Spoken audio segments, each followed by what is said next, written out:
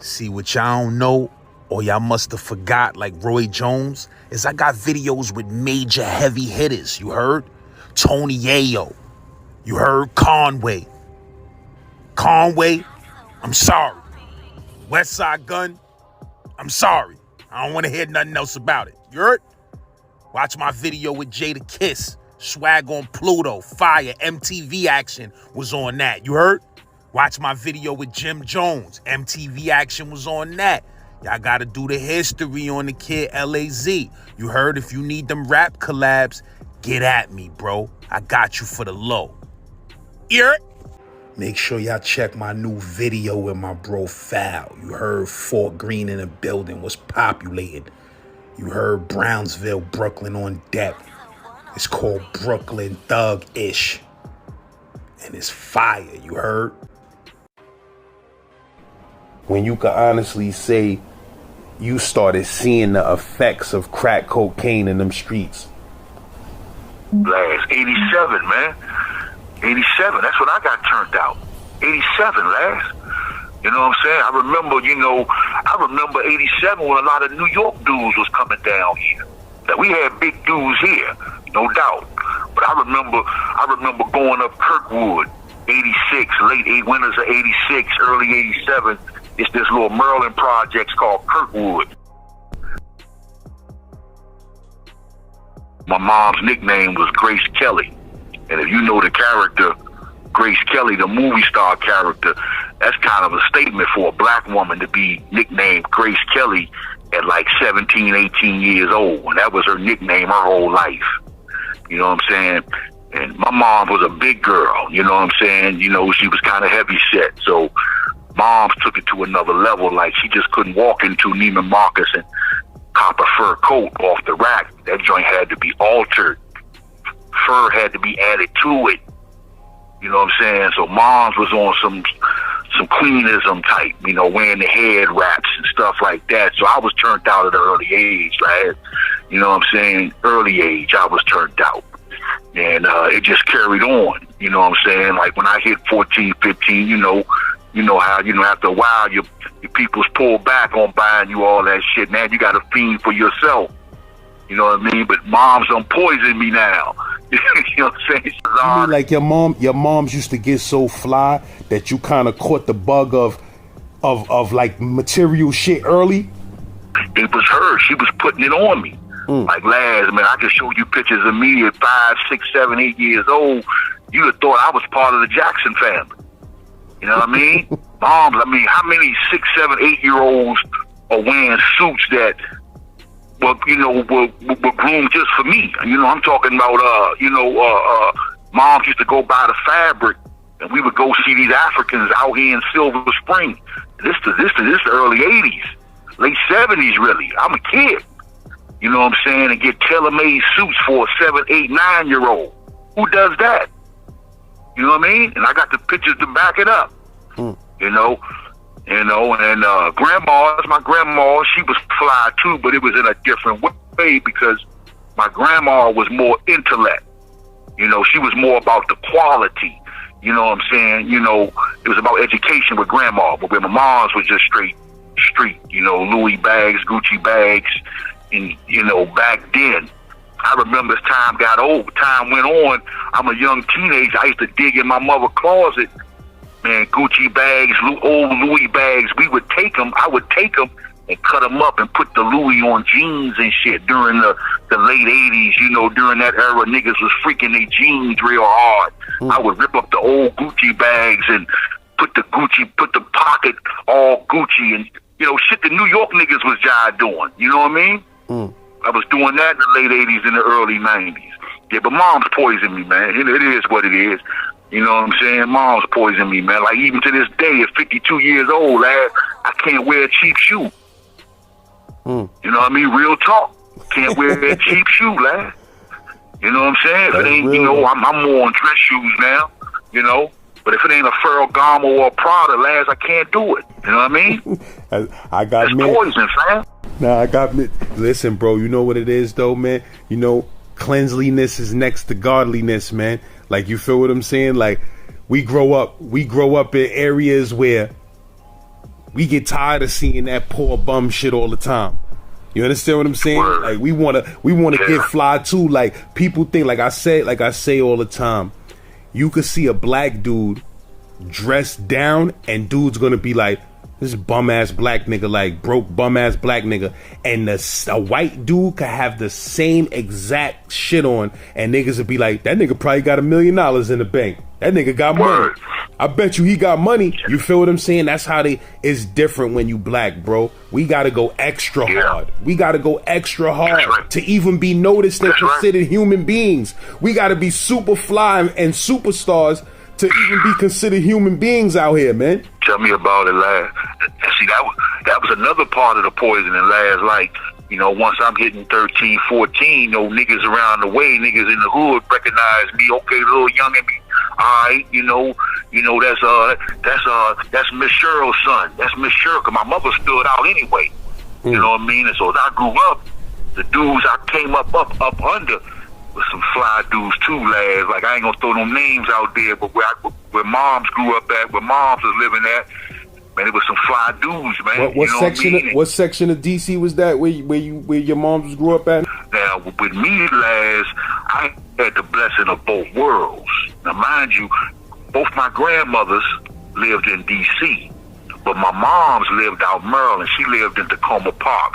We grew up at this apartment complex called Belford Towers. You know, dudes that live there that hear that, man, they know. You know what I'm saying? And, you know, lads, in the 80s, before the gunplay came in, it was about your hand skills. You know, and I ain't gonna sit up here and talk like I was no killer, lads, but, you know what I'm saying? I won a few, lost a few. But ain't nobody put their hands on me and it wasn't repercussions. You know what I'm saying? But in the 80s, before the gunplay, it was about your hand skills. You know what I mean? And where moms lived at, it was so serious. Like, we had dudes around there whose hands was registered with the police as lethal weapons. You know what I mean? I'm talking niggas that was sharp, man. You know, like the Mob Breland type niggas walking around in the hood. You know what I'm saying? They could box. It was serious. Matter of fact, where I grew up at the Belford Towers, the older dudes had this little clique. It was called BT Boxing Team. Basically, Belford Towers Boxing Team. A couple of older dudes around the way. They didn't play, man. They'd come outside with the gloves, man, and the headgear, and we'd go up to the sandbox, Joe, and you had to put them on, Slim. Ain't no, I'm all right, I ain't doing that today. Nah, nigga, put them gloves on. If you get banged out, you get banged out. But that's how you earned your respect. I got banged out a few times, and that's how I started earning my respect, because you can't duck that wreck. You know about that, lad. You can't duck that wreck. Especially when the older dudes is handing out stripes. You know what I'm talking about, lad. You can't duck it. You know, and, you know, like I said, a few older dudes that I looked up to, you know, I can say their names on here. They real dudes, you know, a few went down, a few went on to better themselves, you know, but I remember this one dude named Jeff Clark, man, really one of the realest niggas I ever, Mike Tyson before Mike Tyson, last nigga was like 5'6", 5'7", ripped up like Iron Mike, Joe. I watched this nigga knock niggas out bigger than him, man. I mean, knock them out, lads. Sleep. You talking? This is in Maryland. Like this is still in Maryland, Slim. But now, mind you, lads, Tacoma Park and Silver Spring is like right on the borderline of DC. Understand something? Now, DC is small. It's a small little entity almost shaped like a spear. You know what I mean? And Maryland and Virginia basically surrounded on both sides. You know, that's why D.C. is not a state. It's basically just a little entity. It's a corporation, but it's powerful, lads. Powerful. It's a lot of shit here.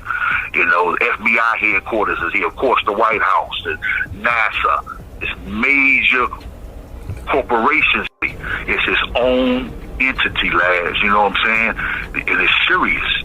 You know, it's like they play by their own set of rules. You know what I mean?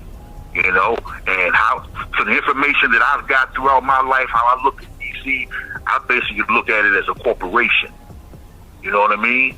I'm quite sure they own NASA. If you remember one of the first space shuttles, it was called the Columbia. You feel me? It was called the Columbia. Anything you own, lads, you're going to put your name on it, right? Mm-hmm. You know what I mean? And DC is serious, Slim. They play by their own set of rules, man. What year do you think it was when you could honestly say you started seeing the effects of crack cocaine in them streets? Last 87, man. 87. That's when I got turned out. 87, last. You know what I'm saying? I remember 87 when a lot of New York dudes was coming down here. That we had big dudes here, no doubt. But I remember going up Kirkwood, 86, winters of 86, early 87. It's this little Maryland projects called Kirkwood. And I would see mad New York niggas out there. You know what I mean? You could tell you could tell a New York brother, you know what I'm saying, just the way they talk. You know what I'm saying? And New York niggas was out there giving out what they was calling, working 50s boulders. We ain't never seen shit like that. You know what I mean? I'm 16, 17, lad. You putting a working boulder in my hand. Me and a couple of dudes I was with, we young dudes, we get the boulders from the New York dudes. We run up one of the buildings, go in the laundry room, chop them joints up. Man, you get like 5, 6, 7 working 20s off them joints. You know what I mean? So I got turned out, kind of young, man. Coming on the strip with $50 in your hand and staying all day and leaving with $1,200, $1,300 by 8, 9 o'clock that night. Come on, lads. That's crippling mentally and emotionally for a child, man. And I'm quite sure the brothers can relate to that. They got caught up, And again, I got dudes, older dudes from around the way that I'm from, one or two that, they kind of put me up under their wing. They were fly dudes, pushing big Volvos. I ain't gonna say no names. They know who they are. Pushing big body Benzes with hammers and BBSs on it. Man, got turned out, man. Like, what is this? So you saying the New York dudes, they had ready rock? Like they had shit already cooked up or ready to go? Yeah. Ready to go, Slim. Big working boulders, Slim. You know what I'm saying? Big working boulders. I remember this one dude, I forget his name. I just called him New York. You know what I mean? He was a good dude, brown-skinned dude. And I remember every time I see pictures of that dude, that New York dude named Lou Hobbs. Yeah. The nigga, I think about this dude. And I only dealt with him for maybe about like 7, 8 months. Because it was like he was there. The nigga, like, like when I first met him, I used to just come on the strip. And, me and him, he used to always kind of grab me. And again, he was a fly dude, New York, always eating good. He used to be like, man, get in the car. Get in the car. He had a Cherokee. Never forget it. He had a white Cherokee, a Wagoneer. He used to be like, man, get in the truck. We ride around to the carryout, and again, he'll front me. He started fronting me. Little 7 grams here and there, you know what I'm saying? And it would already be ready to go. All I gotta do is chop it up and bag it, hit the strip, Yeah. So how old was these dudes from New York that was hitting young DC kids with that rock? Like, how old was they? Like, they was in their 20s? Had to be in their 20s, lad. He was a young dude. He couldn't have been no more than maybe 24, 25, 26 at the most, Yeah, it was young dudes too, man.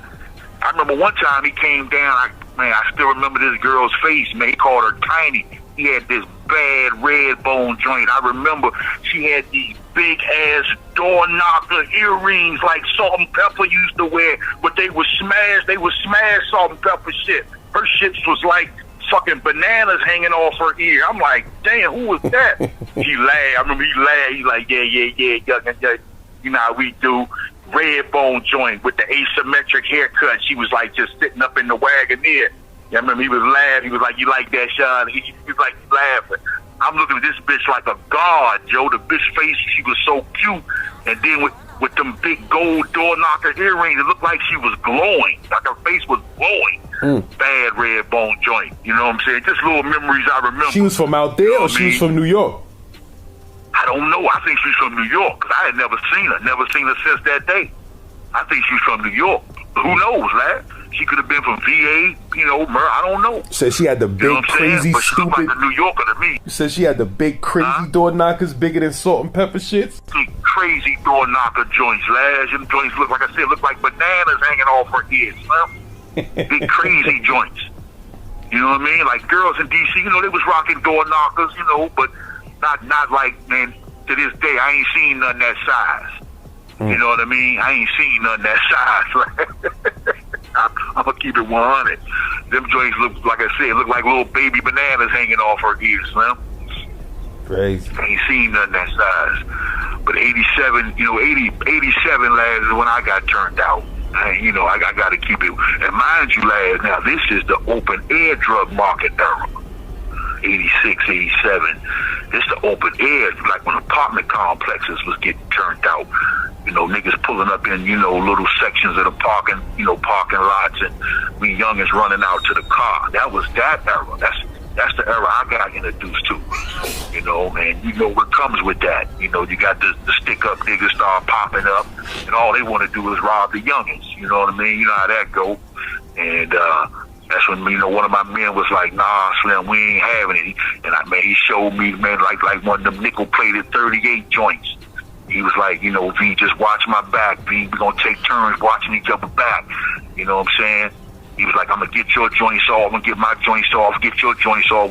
You hold a joint. You just watch my back. Then we take turns. I watch your back. You running out. That was my little man for a minute.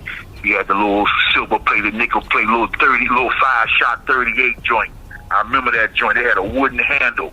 And the bullets was long as shit. Like it was a snub nose, but the bullets was long. No, the bullets was like an inch long, but it was a little snub nose 38. And we standing on the strip. We up Kirkwood at this time, and we up Kirkwood. Sometimes we go to this other little place that sits right on the border of the DC line called Fleetwood. Niggas from DC know about Fleetwood, Slim. You know what I'm saying? Fleetwood was a major open air drug market in the 80s, early 90s, and they cleaned it up after a while, but it was a major open air drug market. And matter of fact, I never forget, one of the biggest dudes from around my mother's way, this nigga, man, one of the flyest niggas lads I've ever seen in my life. I can speak on his name. Niggas know him. I'm going to give his nickname. We call him Tiny. This nigga was one of the flyest niggas, lads. The nigga wouldn't even speak to nobody. He wasn't, it wasn't like in a venomous way, like he thought he was better than niggas, but it was just the way he carried himself. The nigga was like one of the first niggas I seen with the Cressler wagon back then. This 87, 88, he got the Cressler wagon and a 4-door Cressler and a big body Benz joint. You know what I mean? And the nigga got killed, man. Like right at Belford Towers, man. His moms lived in Belford.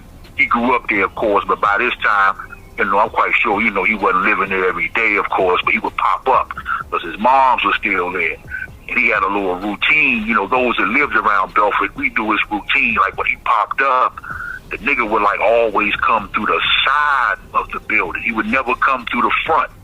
Never come to the front. He would always like park down in the cut and then like walk up on the side of Belford and then go around the back of the building and come into the building. He rarely used the front. He might use it during the day, but he rarely used the front. And you know how the game go, lads. I think, man, certain rumors was being said that, he got popped. I don't want to get into all that, man, but niggas put him down and niggas killed him. Like he was coming through the cut, quite sure coming to see his moms. And they caught him coming up the steps. He tried to jump over the rail. And run across the field. And man, and I was home this day. It was like late at night. It was like on a Friday or a Saturday, like 7, 8 o'clock. And I remember because me and my man, we was thinking about going out that night. And I just remember hearing the shots. Because mind you, his moms and my mom, we lived in the same building. So I could hear the shots. Man, I remember I looked out my balcony and looked to the left, to the field, and he was laying out there, man. He was laying out there, And I remember there was a rumor going around, which wasn't really a rumor, because they were saying, like, the nigga had on, like, Nigga had on like a all Versace outfit. Nigga got killed in a Versace outfit. Niggas are saying nigga got killed in 10, 12 G's. You know what I'm saying? Because he had on like a Versace sweater with an eagle face on it. I was like, what the fuck is that? Versace jeans and like some suede Versace loafers. And I remember he was laid out like just like that, and one of the shoes must have came off his feet because they loafers. You know what I'm saying? And nigga had on like, even the nigga's socks was fly, like some polka dot stripe type socks. And nigga was laid out on the field, man. Nigga named Tiny. Niggas know. Niggas that hear this from that era, they from Belfort, they know, but they remember Tiny. And his best man, I ain't gonna say his name, good dude. And he opened up. He was another big dude from around our way. I ain't gonna say his name, but niggas know. And he opened up a restaurant right behind Fleetwood. That's what made me think about it. We were speaking about Fleetwood. And he opened up a restaurant called Tinies. And my man was jive doing his thing. I remember it was a big restaurant here still, but it was big in the 80s and the 90s called Houston's. It was one in Georgetown. It was real big. All the big dudes went back, used to be down there. All the fly broads used to be down there. But one of their main dishes was this joint called Hawaiian steak. Like pineapples and green peppers cut up on a steak, man. It was delicious back then. My man went and hired that chef from Houston's. He left Houston to come to work for my man at his restaurant, like I said, called Tinies. And he had it for a minute. He had it for about 2-3 years. It was a nice little, it was nice. I mean, we was doing our gangster thing because we was coming up there just about every day, especially on Fridays and Saturday nights. The way he had it set up, he put up like one of those projector screens. So the nigga would show the fights, show movies, stuff like that. And, we would congregate up there, you know what I'm saying? He was one of the big dudes from around Belfort Towers. No doubt. Like I said, I was labeled as a DC nigga, but again, I had Maryland fam too. You feel me? But what happened was after I got put out of DC schools, I think I was like in the 10th grade while I'm not going to school. You know how I go. So I went to stay with my mom, so I had to go to this Maryland school called High Point. That's where I met the nigga Andre Tank Johnson, the nigga that allegedly killed. I went to school with this nigga. He was like in the 12th when I got there, though. One of the flyest. You already heard his story. Definitely one of the flyest niggas I've ever seen in my life. I remember this nigga was wearing Gucci back then, school, Gucci sweater vests, Gucci tennis outfits, with the matching sneakers, walking outside, getting in a white 300 Casper CX. And how old? Listen, I'm recording too because it was too exclusive. I had to press record. But how old you said this kid was? Man, he was in high school, lad. I'm in the 10th. He probably in the 12th. Niggas know Andre Tank Johnson. You heard his story. Niggas know one of the flyest niggas I ever met. His man's still out here. He call himself Ears. We call him Ears. He call himself Ears the Christ. His man's still out here.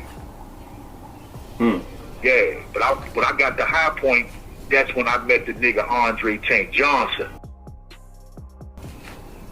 Yeah, I think he was from that Trinidad area. I don't want to make it sound like I'm, dropping niggas' names for views and nothing like that, but I'm just giving you my history. I didn't know the dude personally. I only met him once or twice. And like I said, I would bump into him at the Go-Go sometime. But it was always just on a little acknowledgement thing, keep it moving, because he was older than me, of course. And I wasn't definitely on his level.